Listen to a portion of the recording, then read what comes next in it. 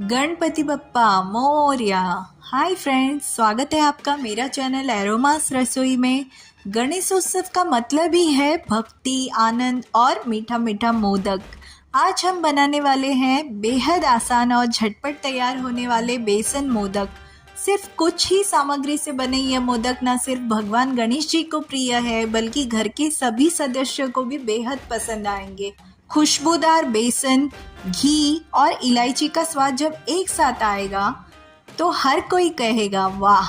तो चलिए शुरू करते हैं यह आसान और स्वादिष्ट रेसिपी और मिलकर मनाते हैं गणेशोत्सव की मिठास। सबसे पहले एक पैन में घी गरम कीजिए। जैसे ही घी पिघल जाए उसमें बेसन डालकर अच्छे से मिलाइए। याद रखिए, बेसन को हमेशा लो फ्लेम पर ही भूनना है, वरना वो जल सकता है। धीरे धीरे बेसन से खुशबू आने लगेगी और रंग सुनहरा हो जाएगा। यही सही समय है जब आपका बेसन मोदक के लिए एकदम परफेक्ट हो गया है। अब भुने हुए बेसन में पीसी हुई चीनी डालकर अच्छे से मिलाइए। इसके बाद इलायची पाउडर डालें।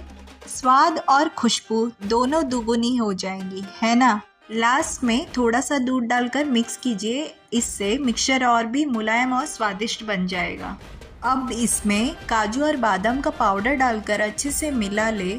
आप चाहे तो अपना पसंदीदा ड्राई फ्रूट्स भी यूज़ कर सकते हैं। अब इस तैयार मिक्सचर को एक प्लेट में निकाल ले और हल्का सा गूंथ कर अच्छे से मिला ले। फिर मोदक के मोल्ड में भरकर दबाए और धीरे से खोले। देखिए कितने प्यारे और स्वादिष्ट बेसन मोदक तैयार हो गए हैं। इन्हें गणपति बप्पा को भोग लगाइए और घर वालों के साथ मिलकर आनंद उठाइए।